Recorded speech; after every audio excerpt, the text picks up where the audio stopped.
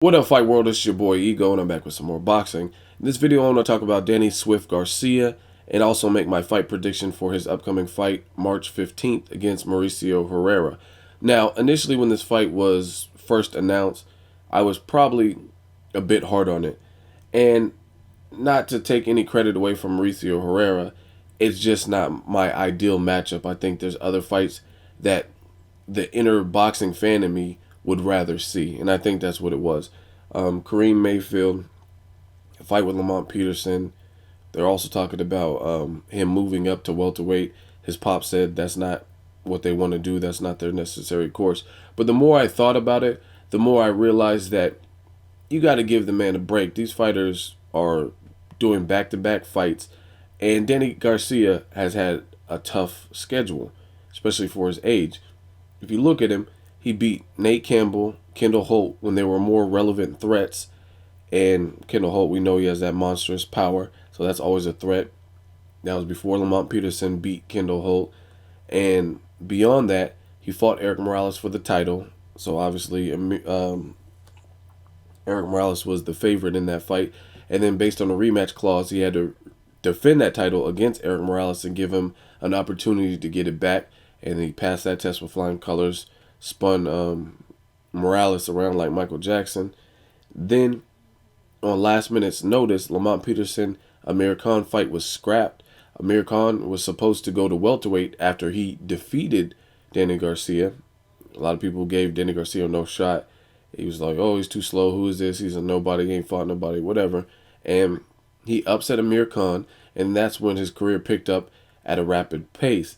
He also fought Zab Judah, a style that stylistically should have destroyed him. Danny Garcia throws these wide, like, clubbing punches, and when you're in there with a guy who's slick, who has power in both hands, is a southpaw, a lot of people thought Zab was going to destroy him. They're like, oh, I know Zab's had his ups and downs, but he's very athletic. He's a southpaw, and thought with his power and experience, he's going to get to Danny Garcia, especially with the way Danny Garcia fights, kind of flat-footed, slower. They thought Zab Judah's punches would get to Garcia quicker. And in the championship rounds, they did, but he held on, weathered the storm, and convincingly beat Zab Judah throughout the fight. Like I said, Zab Judah got the last 3 rounds.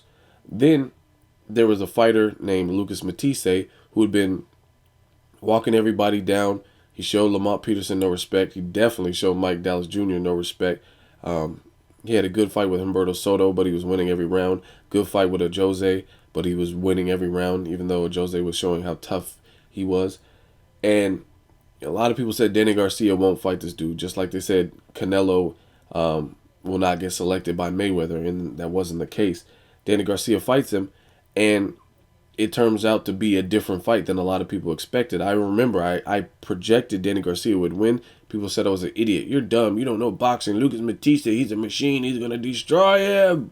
And they were really mad at my prediction. And then guess what? I was right. So people want to make excuses. Oh, if it wasn't for his eye swelled up. Guess what? It's fucking part of boxing.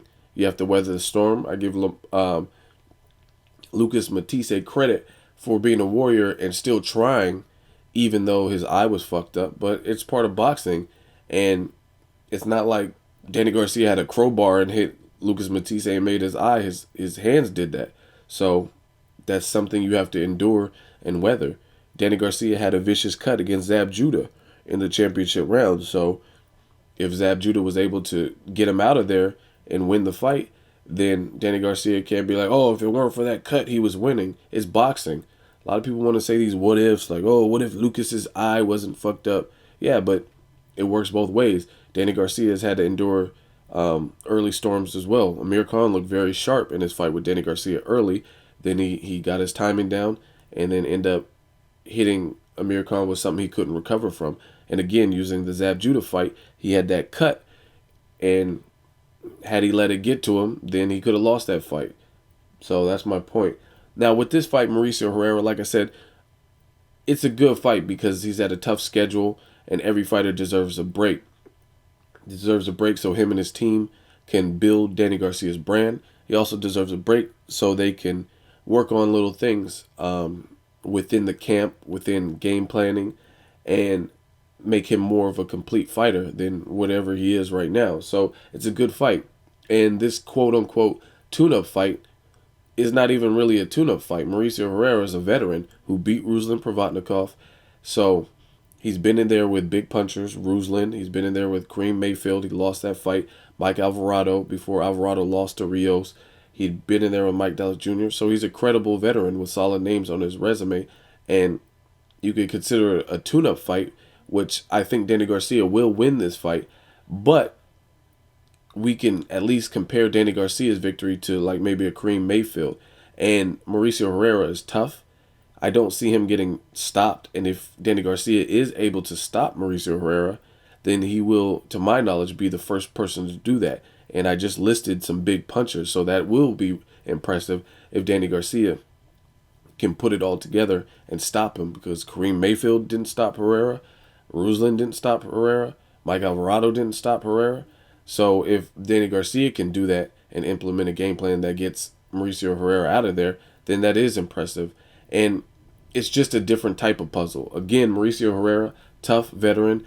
I don't see any way that he can knock out Danny Garcia, who proved he had a chin when he fought Matisse, when he weathered the Zab Judah storm in the late rounds.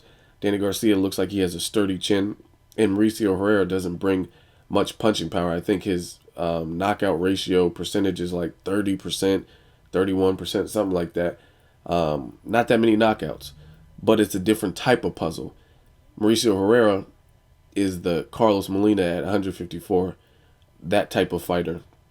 And the reason I say that is because there's another Carlos Molina, the one in the lighter weight division that Amir Khan fight. I'm not talking about him. I'm talking about the one that didn't get to fight Charlo.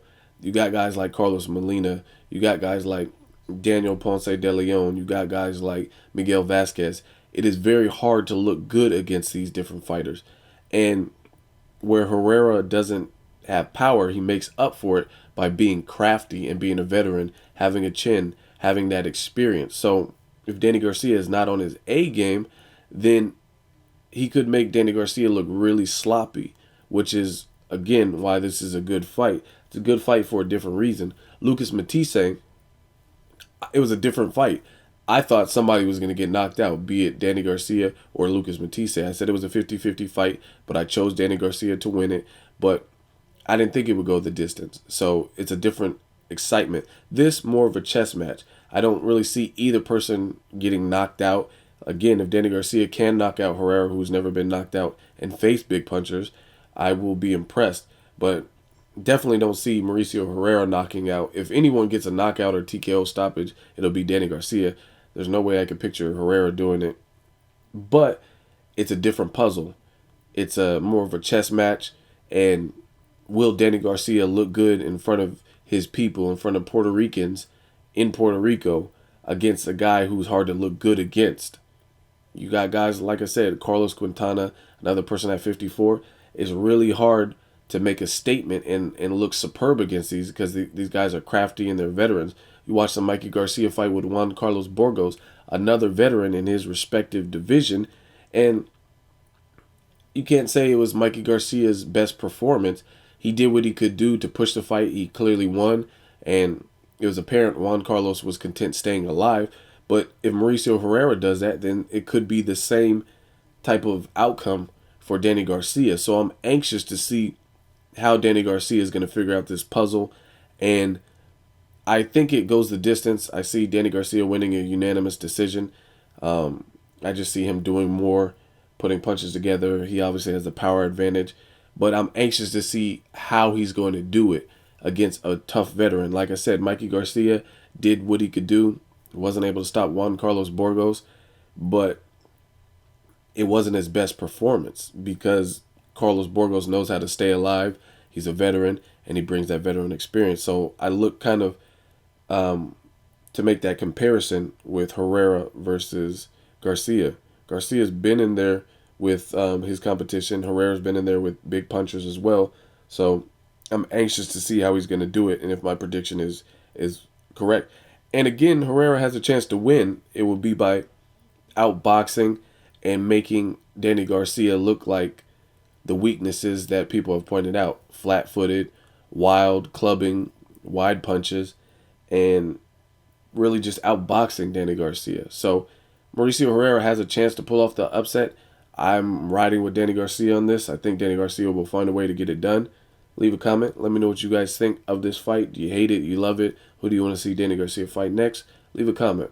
As always, hate, comment, or subscribe. Till next video, it's Ego signing off.